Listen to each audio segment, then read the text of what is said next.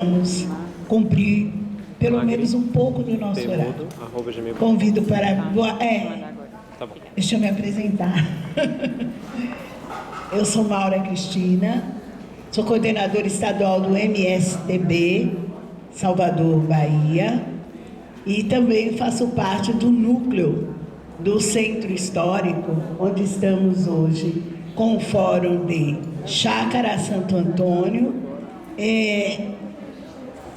Nosso bairro é 2 de Julho, Ladeira da Conceição e Gamboa de Baixo.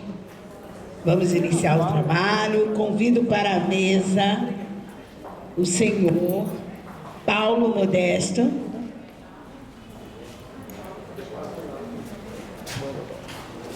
promotor de justiça do Estado da Bahia,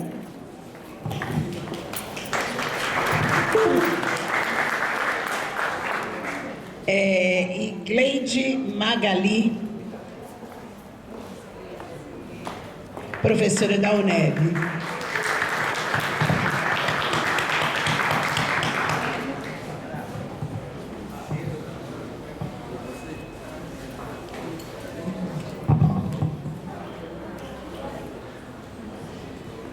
Corrigindo, Cleide Magali.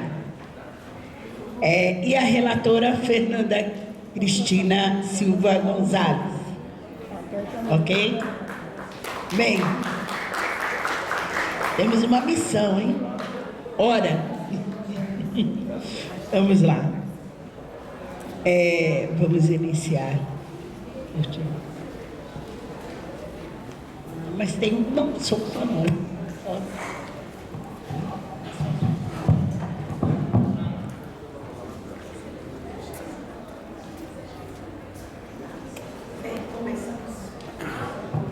Começamos pelo senhor Paulo Modesto, que... Oh, me perdoe.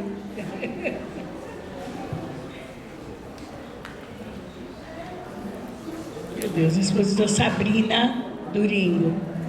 Sabrina? Por favor, queira me desculpar.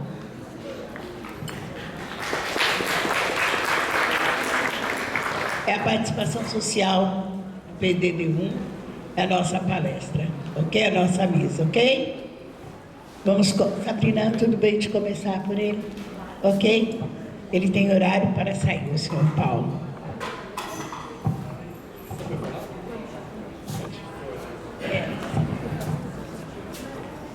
Bom, não estou entendendo muito bem a dinâmica, mas eu fui convidado como debatedor, agradeço o convite, por conta de minha interferência ou participação na discussão do último PDDU. Eu tenho concordâncias e divergências, vou ser bem direto e específico, porque o tempo já... Eu também tenho uma outra reunião que eu vou ter que comparecer e quero prestigiar essa reunião daqui. Nós temos no ordenamento jurídico brasileiro várias formas de reagir à elaboração de PDDUs que não contenham o mínimo de sustentabilidade técnica e de participação. Porém, não basta ter razão, é preciso ter estratégia e capacidade de convencer os órgãos de controle de que você tem razão. Então, se não ficar bem feita o encaminhamento técnico e a sustentação estratégica de uma argumentação nesse sentido, você não terá sucesso. Comentava agora com a doutora Hortência, que aqui prestigiava, que o fato de você ter hoje na Bahia uma sucessão de audiências, dificilmente, pelos aspectos processual, você vai ter a possibilidade, como na vez passada, de desconstituir uma lei produzida. A menos que você tenha uma estratégia disto, porque estão acontecendo audiências boas ou ruins, adequadas ou inadequadas, cada um vai ter sua opinião e o juiz não se convencerá se não existirem elementos fortes de convicção. O que eu quero dizer é o seguinte: primeiro, a tese que nós defendemos na vez passada e que eu acho que pode ser um aliado importante no momento agora é que não é apenas o PDDU que deve exigir participação popular. A nossa lei orgânica municipal estabelece uma densificação muito maior de que, além da aprovação do Plano Diretor de Desenvolvimento Urbano, também os planos específicos exigem manifestação da sociedade. A Constituição Estadual estabelece que a sociedade deve participar do planejamento municipal, sem ressalvas, sem maiores ressalvas. Portanto, eu não vou ficar discutindo, e é péssimo do ponto de vista estratégico discutir se tal ou qual matéria é do PDDU ou não é do PDDU. Não haverá consenso. E eu não terei como convencer um tribunal formado por pessoas não especializadas em urbanismo a formar um consenso qualificado de maioria absoluta de que tal ou qual norma deve ou não deve integrar o PDDU. Portanto, essa discussão do ponto de vista de controle pode ser extremamente complicada de ser defendida. É muito mais estratégico para uma análise eficaz de discussão e controle do PDDU eu tomar como possível de controle e exigente de participação popular todas as normas de planejamento urbanístico, inclusive Plano Diretor de Desenvolvimento Urbano e a Lei de Ordenamento do Solo Urbano e as demais normas específicas, ou eu não vou ter eficácia no meu sistema de controle. Simplesmente assim. Ou seja, o que eu faço no Ministério Público é tentar montar argumentação e estratégia de controle de normas jurídicas já produzidas, leis. A argumentação que vocês podem apresentar de dados técnicos dão suporte a tudo isso. Mas essa discussão sobre as fronteiras entre o PDDU e os planos específicos não rende no controle. Não rende. Não produz um consenso estratégico no tribunal. Não produzirá convencimento para controle das normas produzidas. É muito mais sensato, já que não há fronteiras consensuais entre os planos específicos setoriais e o plano fundamental, que é o Plano Diretor de Desenvolvimento Urbano, que eu tenha uma diretriz de participação em todos eles. E a Lei Orgânica Municipal oferece suporte normativo para isso, né? Em primeiro lugar. Segundo lugar, uma audiência pública, 2, 3, 4, 5, sempre terão segmentos sociais considerarão que a discussão foi insuficiente, que a discussão será inadequada, que a discussão não foi qualificada, etc. Isso não sensibiliza o magistrado, porque também não se forma consenso sobre isso. Os magistrados, muito mais uma maioria qualificada, não se sensibiliza com as impressões de tal ou qual segmento sobre a suficiência ou insuficiência do debate. Isso não convence também. Não é estratégico esse argumento. É preciso ter argumentos sólidos de persuasão para que você tenha um controle eficaz deste processo. Uma tese que é possível sustentar, e que eu acho que a sociedade civil ainda não sustentou adequadamente, é de que as interferências devem ser objeto de resposta. Isto é, não basta você ter uma audiência pública, não basta você apresentar uma provocação dizendo que tal ou qual norma é inadequada. É preciso que a própria prefeitura informe por que a sua sugestão ou provocação é inadequada. Isto é, a prefeitura não está obrigada a seguir numa audiência pública ou a concordar com a sociedade em tal ou qual solução. Ela tem legitimação democrática para dizer sim ou não, mas ela tem que se manifestar. Ou seja, a sociedade tem que cobrar manifestações formais de resposta às interferências feitas em audiências públicas. E os órgãos de controle, como o Ministério Público, têm que cobrar que a Prefeitura, ao realizar audiências públicas, faça de forma séria e consistente essas audiências. Isso, do ponto de vista processual, significa não apenas marcar uma audiência, informar a sociedade, disponibilizando o projeto, mas também respondendo às provocações feitas. Por quê? Uma audiência em que eu não disponibilizo informações ou que eu não respondo sobre as provocações feitas é uma teatralização de audiência pública, não é uma audiência pública, né?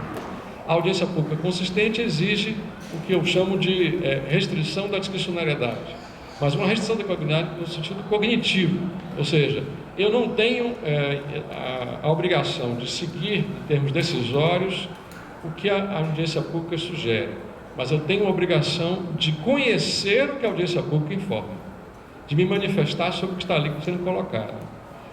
há uma restrição cognitiva da prefeitura. Ela tem que se manifestar sobre isso. Se ela tem propõe uma norma X, a sociedade diz que essa norma é ruim por isso, por isso, por isso. Ela tem que desconstruir esses argumentos de forma expressa e direta. Senão essa audiência não é uma audiência. Ela não está ouvindo nada. Ela não se manifesta sobre o que está sendo dito. Ela não responde à sociedade. É preciso responder, não só ouvir. O ouvir silencioso não é audiência pública, né? Portanto, o que é preciso ter é audiências públicas consistentes, efetivas. Os órgãos de controle devem cobrar isso.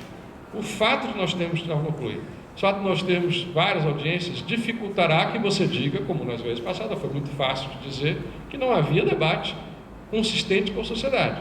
Agora, pelo menos, há uma sucessão de audiências sendo marcadas.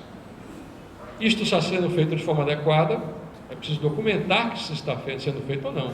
É preciso que a sociedade documente as suas provocações. Não basta oralmente dizer isso. É preciso entregar documentos nas audiências. É preciso exigir manifestação escrita.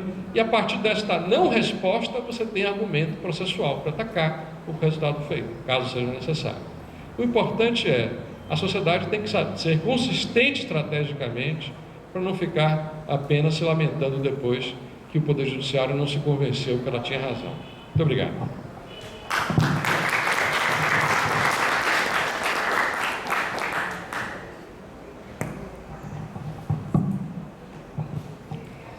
Passo a palavra agora para a Sabrina. Tá bem? Bom dia a todos e todas. Eu começo fazendo uma menção ao nome do colóquio, né? PDDU para quê e para quem? E eu acho que o para quê já foi bastante debatido aqui, né? Que é uma das funções primordiais do PDDU, é a garantia do direito à cidade, né? De acesso ao transporte público, a serviço público, à moradia, ao lazer, ao trabalho. E para quem, né? Para toda a população. E o que eu acho que a gente está... o caminho da discussão, tanto ontem quanto hoje, foi, olha, a gente tem aqui, a gente já sabe que alguns atores, né, especialmente quando se fala de direito à cidade, o capital imobiliário, ele já tem um espaço privilegiado na própria estrutura do Estado. Então, a gente está falando de participação social para quem, né? Para quem a gente está precisando garantir? É para a sociedade civil desorganizada e para os movimentos sociais que não têm que não estão imbricados na estrutura do Estado, que a gente deve garantir. Então, aqui já foi falado numa das intervenções que sim, a gente tem que garantir o direito à cidade, não abrange só os movimentos, só a população de baixa renda.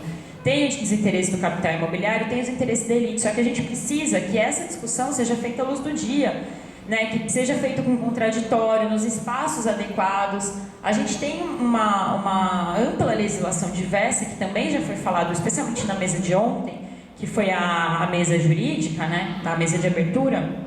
A gente tem uma ampla legislação que garante a necessidade de participação social na elaboração dos planos. Então, eu trouxe aqui algumas previsões legais que trazem isso como obrigação, né, e não como mera formalidade. Só que qual que é a contradição? Que a gente precisa, para que seja um debate equitativo, isonômico, né, entre poder público, sociedade civil, movimento social, o grande capital imobiliário, a gente precisa dar o mesmo ponto de partida para o começo do debate. E eu gosto muito de uma frase do Mário Quintana, que ele fala, olha, democracia é dar o mesmo ponto de partida para todo mundo.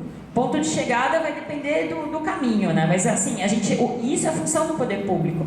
Então, qualificar as pessoas, né? Possibilitar que elas tenham uma formação para aquilo, por quê? Porque o poder público, os agentes públicos, esse debate faz parte do trabalho diário, cotidiano deles. O capital imobiliário, então, nem se fala, já está mais que apropriado dos termos. A sociedade civil e o movimento social que precisam dessa formação, porque eles estão lá tocando sua vida e garantindo a sua luta cotidiana. Então, é para eles que o poder público tem que dar essa formação, e aí que está a contradição.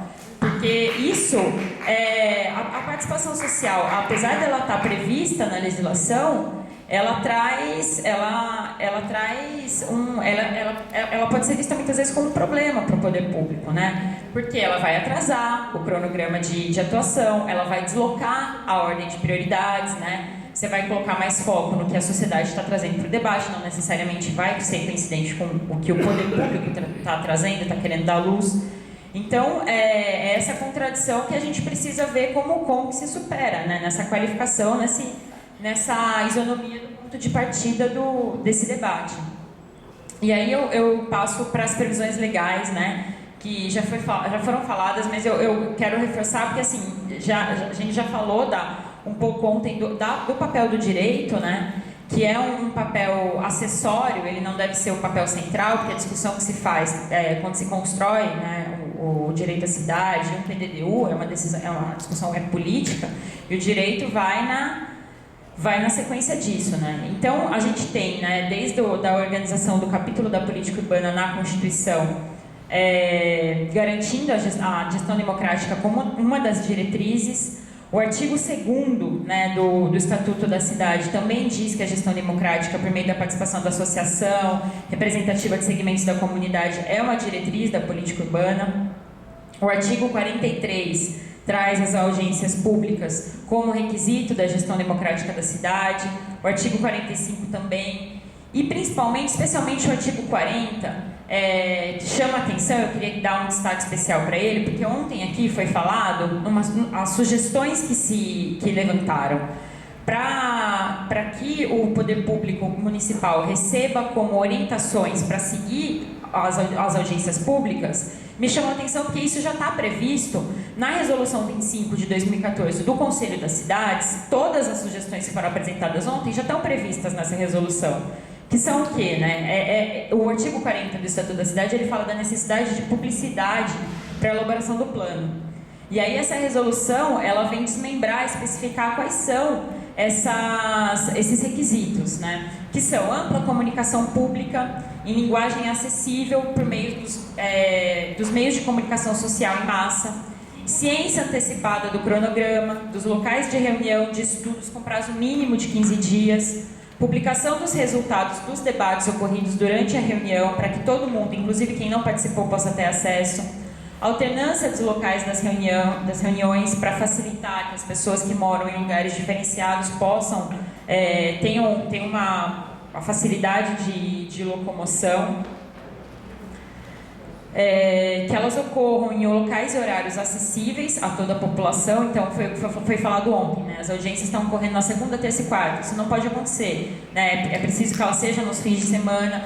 Não dá para garantir que, mesmo com aquela sugestão que foi apresentada, de que se faça um atestado, uma declaração, se abone o dia de trabalho, não dá para garantir que isso vai ser aceito, né? As pessoas não vão participar porque elas vão ter medo de perder o emprego. Não adianta falar que o empregador vai ter isso como garantia, porque a gente não tem essa previsão. E que o poder municipal, que ele inicie a audiência, faça uma explanação das propostas e que tenha um tempo para a população se manifestar. Isso está previsto na resolução. E o que a gente tem visto, né, tanto aqui em Salvador quanto em outros estados, muitas vezes o tempo ser ínfimo com relação ao tempo do poder público e, além disso, a exigência das manifestações serem escritas. Então, assim, isso, para além de você não conseguir, muitas vezes, expressar, né, as dúvidas, as questões de maneira adequada, você tem a limitação de que muitas vezes as pessoas não sabem escrever. Isso já aconteceu, né? Teve inclusive uma ação tentando anular uma audiência pública, que aconteceu em São Paulo, que a única forma de manifestação era escrita, e as pessoas não sabiam escrever. Então isso é uma questão que precisa ser observada. E por fim, a última recomendação dessa resolução é que as audiências públicas devem ser gravadas, e afinal de cada uma devem ser lavradas as respectivas atas, né? Para que se garanta que o que foi discutido está ali na ata, a gente tem como provar, né, em caso de necessidade. Então a gente viu que já tem a previsão, né? Já tem a previsão garantindo essa previsão. E o que a gente precisa é criar mecanismos, né, como já foi falado aqui também, de fiscalização de controle social, e não só social também, porque a gente não pode tirar a responsabilidade do Estado, né, e dos agentes estatais, que fica muito fácil quando a gente tem colocar a responsabilidade toda na população, com isso eu não concordo. E a gente precisa, eu vou encurtar aqui, porque a gente combinou de acabar a mesa toda em 15 minutos. Eu só queria trazer um exemplo, né, de um caso concreto que teve em São Paulo. Foi uma decisão de um conselho gestor, que acabou sendo judicializada. E aí também é outra contradição, né? Ao mesmo tempo que a gente quer tirar o foco e a importância do judiciário, em alguns momentos ele foi necessário para restabelecer a ordem nessa situação, né? Então, esse caso, eu não sei se vocês já viram falar, é o caso da Nova Luz, né? Um projeto chamado Nova Luz, que foi no bairro da Santa Efigênia, no centro de São Paulo. E lá existia uma intenção, tanto dos moradores, dos comerciantes, era uma diversidade de ocupação, né, de usos, e havia uma intenção, tanto do poder público quanto da sociedade, de fazer uma reforma ali naquele local. Então foi-se... e aí tem várias questões específicas que eu não vou entrar porque não dá tempo, mas era um local de uma operação urbana e também havia uma concessão urbanística, né? Que era o instrumento que você passa a responsabilidade do poder público para o setor privado para a implementação do plano executivo, que foi feito lá. E aí o que aconteceu foi, como era uma área de ZEIS nessa região, foi constituído um conselho gestor. E esse conselho gestor, a própria origem dele, né, foi controversa, foi na verdade ele foi fruto da luta da sociedade, da população que estava ali, porque o poder público não estava muito interessado na constituição desse conselho gestor. E aí, durante as próprias reuniões desse conselho, haviam discussões sobre qual era a sua função. Na verdade, o objeto central de discussão desse conselho gestor era o plano urbanístico das ZEIS, que deveria ser ali discutido, elaborado e aprovado por esse conselho, que deveria ser paritário, né? Poder público e sociedade civil. E aí, durante toda a evolução e as reuniões desse conselho, foi muito polêmico, porque o poder público queria cumprir um cronograma que não era viável se ele fosse respeitar o que estava sendo proposto pela sociedade civil, que eram maiores esclarecimentos, eles não estavam entendendo, tinha dificuldades para compreender, o poder público não prestava todas as informações necessárias. E aí chegou ao extremo do poder público ter um cronograma de aprovação do plano, chegar na data que era combinado para aprovação desse plano. A sociedade civil pediu adiamento da votação, porque não tava, as questões que eles tinham dúvidas não estavam devidamente esclarecidas. E a resposta da prefeitura foi que não dava, eles tinham que cumprir o cronograma. Então a sociedade civil se absteve de votar. E aí o poder público decidiu que eles iam fazer a votação mesmo assim, falaram, quem é a favor, levante a mão, se manifeste, o plano está aprovado. Então foi dessa forma que foi aprovado. E aí, claro, né, foi judicializado, e por sorte o juiz entendeu que ele não entrou no mérito da questão, ele não avaliou as decisões que foram tomadas, mas ele viu que a participação ela estava garantida meramente de maneira formal, e não material, não substancial, e teve uma decisão, então, do Tribunal de Justiça anulando essa decisão que aprovou o plano e determinando que as próximas reuniões do Conselho fossem feitas de maneira participativa de fato, né? E eu trouxe um vídeo, que ele é rápido, ele mostra um pouquinho, um trecho dessa reunião.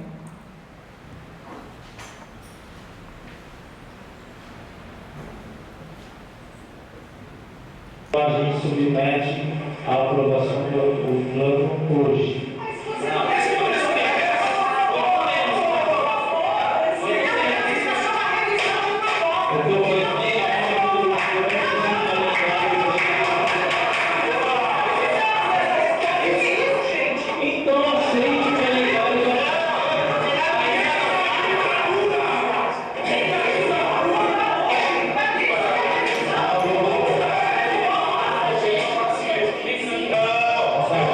Eu faço parte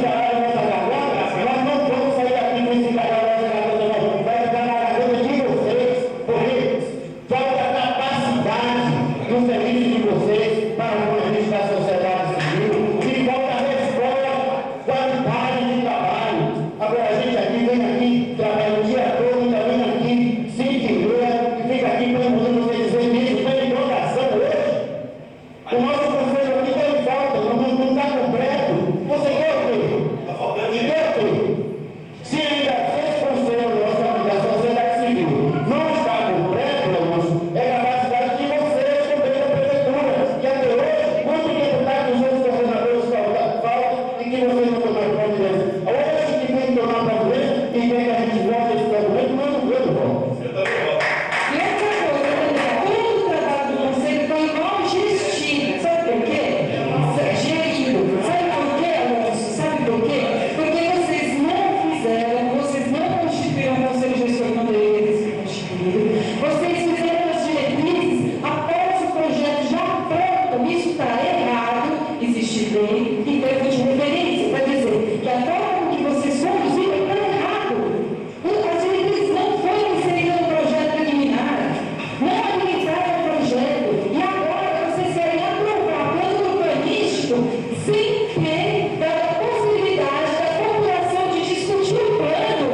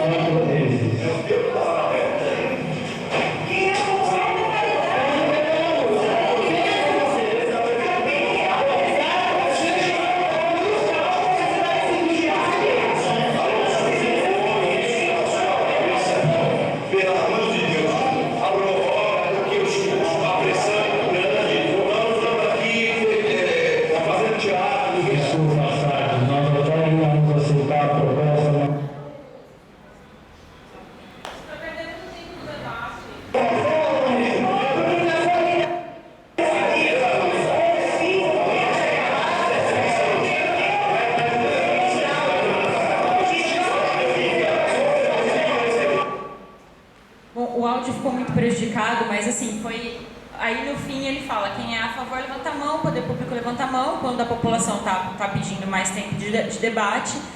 E aí, felizmente, né, a Defensoria Pública judicializou a demanda e o juiz entendeu de fato, né, e aí complementando até um pouco a pergunta da promotora Hortência, que ela falou, como é que a gente prova, né, porque a participação, quando eles garantem esses espaços meramente formais, mas você não consegue se manifestar de fato, é mais difícil você conseguir provar, porque você pode até isso pode até ser traiçoeiro, porque a população vira legitimadora, né, do que está o poder público querendo aprovar quando ela não tem um espaço verdadeiro.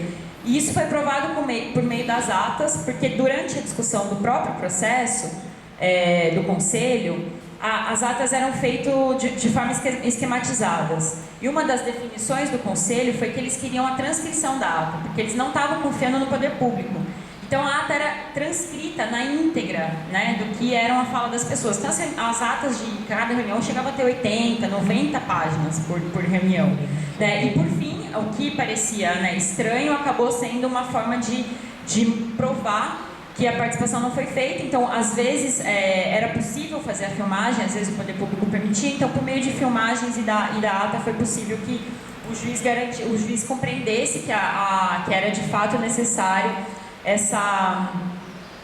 a participação e que então cancelasse aquela aprovação do plano e que se voltassem a fazer as novas reuniões. Aí, bom, enfim, tem outras questões aqui que até o Luiz veio me falar aqui que ele vai querer trazer depois, então eu vou deixar para depois, para a hora do debate, a gente discutir.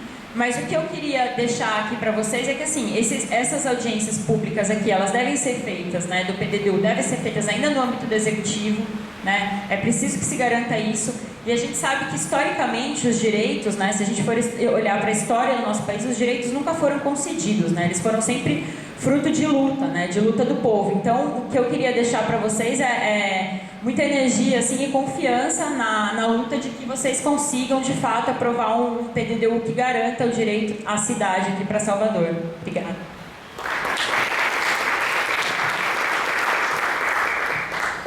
Sabrina, eu sou a pior para controlar tempo. Desculpa, tá? Eu sei que é importante, eu sei de quanto é a Valina Ribeiro. Nós estamos com o tempo contra, ok? Então, vamos abrir, Gleide. Boa tarde a todos, a todas e todos. Os agradecimentos ao convite aos organizadores do evento. Bom, são menos de 15 minutos, eu havia preparado algo um pouco mais sistematizado. E aí eu desconstruí tudo aqui e vou começar, porque o meu papel é de debatedora, né?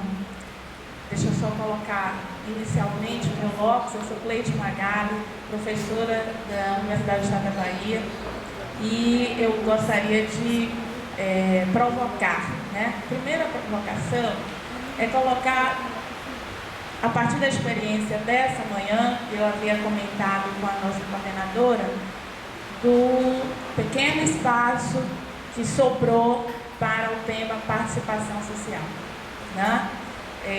Ao mesmo tempo, uma leitura de como nós temos dificuldades, mesmo nós, acadêmicos, intelectuais, técnicos, dentro da academia, e talvez justamente porque estamos numa instituição secular, né?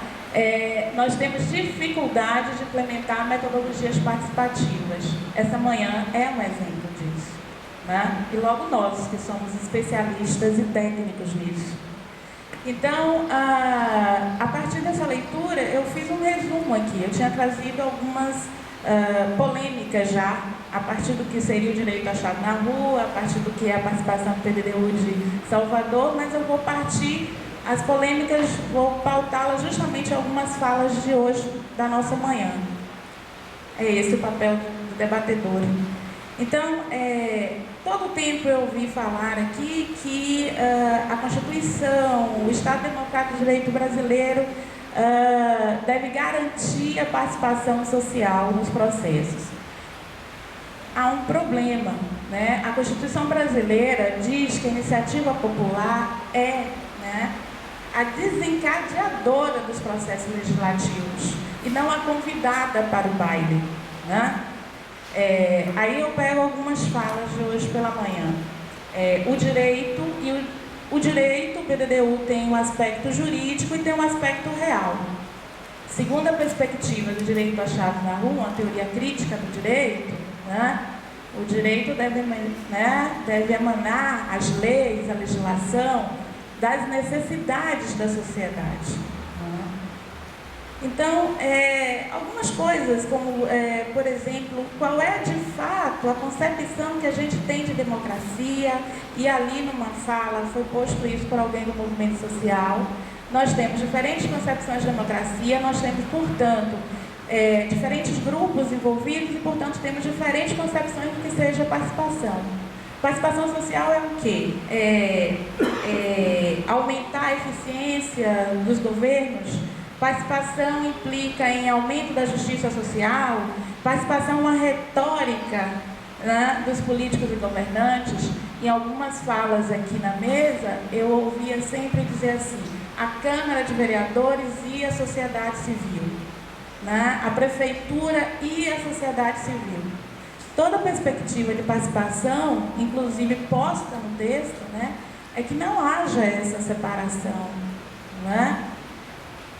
Nós temos os legisladores, sim, nós temos os executores, sim, mas nós todos compomos a mesma sociedade do Estado Democrático de Direito. Então, algumas questões que eu gostaria de debater é justamente isso, né? O que é participação social, né? Parece que no caso do PDDU, claro, de Salvador, está evidenciado que nós não temos nenhum consenso sobre o que seja participação, né? Nós não temos um processo democratizado, porque não basta instituir no papel o Estado Democrático de Direito. Nós não dormimos, né? Foram 20 meses, né, mais ou menos, para essa Constituição em vigor. Mas só que nós não dormimos autoritários e acordamos por milagre democráticos. né, foi ceifada a sociedade brasileira, seu amadurecimento durante muitos anos e continua sendo ceifada. É preciso qualificar, sim, mas eu também digo, o mesmo cidadão que não conhece, né, o termo técnico, ou não conhece, ou que não sabe ler, é fato, né, e isso é uma responsabilidade também do Estado, é o mesmo cidadão que sabe dizer melhor do que eu porque aquele itinerário do busuzão não funciona, ou funciona para alguns e não funciona, né? Porque determinadas empresas detêm determinadas linhas de transporte coletivo. Ele sabe falar isso tranquilamente, melhor do que qualquer um dos nós técnicos. Então, na verdade, o Estado não precisa qualificar a mobilização social, não precisa qualificar o cidadão. Ele precisa ouvir o cidadão e se qualificar a partir das necessidades desse cidadão. Nós não colocamos, boa parte do que eu tinha escrito aqui, tinha pensado em dizer, inclusive foi colocado aqui em uma fala de uma pergunta, de uma consideração no debate anterior, né? Nós vivemos numa cidade capitalista, uma cidade tensionada, né? E nós não vamos apagar isso porque está no papel lindo e maravilhoso, né? Nós precisamos enfrentar isso, né? De fato, da perspectiva sociológica, e aí eu tenho que falar, né, que eu não sou da área jurídica, mas admiro muitíssimo a teoria crítica do direito. De fato, nós continuamos, mesmo nós aqui, colocando a poeira para baixo do tapete, né? Nós não enfrentamos realmente, né? E o PDDU ele deve ser um processo. Ele não é, o que interessa no PDDU não é o aspecto formal, o documento lá pronto. O que interessa aqui a gente polemizar um pouco é o processo que não é democrático. A instituição, por aquele vídeo trazido por nossa vereadora, que não está democratizada. Ela está legal, né, dentro de todos os trâmites do Estado Democrático de Direito, mas não é uma instituição democratizada. Quando eu digo movimento social, a gente precisa pautar o movimento social, ouvir o movimento social, a gente precisa implementar isso.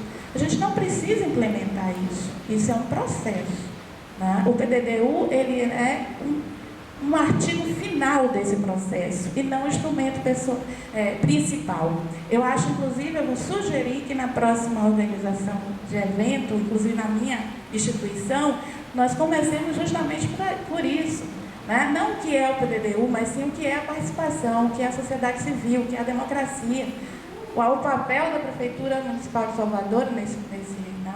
E depois discutirmos o instrumento PDDU. Ele é um instrumento, ele é o final do processo.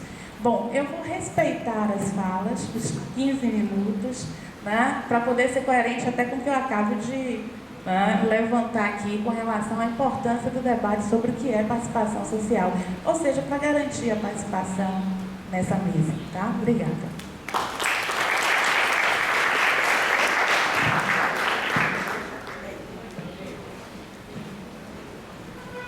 Eu saio do lugar de coordenação de mesa e me coloco no lugar de moradora do Centro Histórico, Salvador. É muito importante. O que é o PDDU? Para nós, do MSTB, nós vemos hoje, ele não nos legitima. Em nenhum momento. Tá? Porque somos moradores, na sua maioria, 52% da periferia. E como bem disse Sabrina, não temos tempo durante a semana, não nos justifica faltar ao trabalho para participar desta mesa. E tem o mais agravante, normalmente não sabemos. Quando vamos saber, isso já aconteceu. Eu vou dar um exemplo de uma mesa que eu participei no centro. Inclusive o João estava, todo mundo foi embora, eu fui para essa mesa. Eu tinha um coffee break lindo, belíssimo. Eu tinha monitores, assim, lá atrás, vários monitores, que é a camiseta da prefeitura. E a participação do povo dava para contar nos dedos. Sem contar que teve um momento que houve um questionamento, eu não sei se foi do Desocupa, de um dos jovens arquitetos, e que uma pessoa disse assim: vá, fique quieto, vamos resolver logo. Porque ele só queria estar lá para resolver e dizendo que representava o nosso povo. Eu olhei de todos os lados e não vi. A segunda foi no Santo Antônio. Eu sou moradora de Santo Antônio. E a 1h da tarde estava acontecendo num sábado.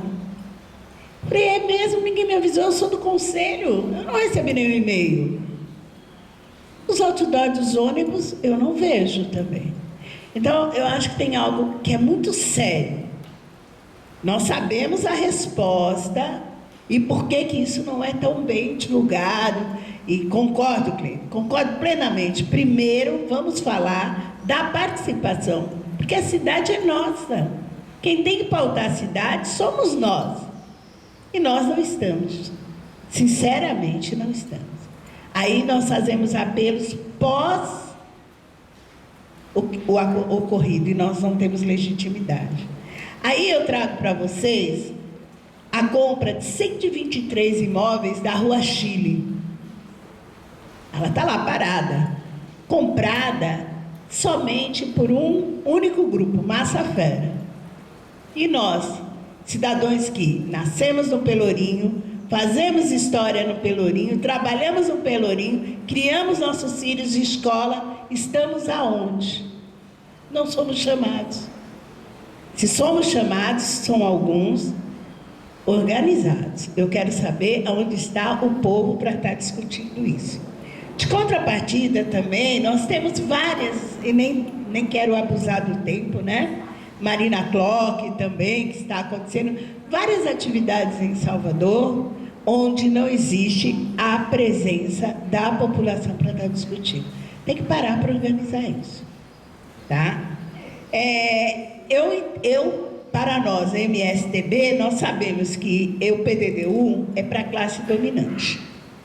E o modelo que a prefeitura nos traz, os setores, elas sabem exatamente para o que é, né? É para essas compras. Então, isso não é legítimo. E, realmente, eu acho que é correto, Marco, quando você traz, nós temos que nos organizar e lá. Mas a forma como já está sendo feita é de que nós não possamos ter voz para isso. O MSTB está atento e, vamos dizer, também tem um outro dado, 0,2% sabe o que é PDD1. Então, eu acho que isso foi super dito. O senhor vai ter que sair primeiro, né? Pode ficar? Já? Então tá, porque tem uma pergunta diretamente para o senhor, ok? Bem, acho que conseguimos fazer a lição de casa. São 12h34.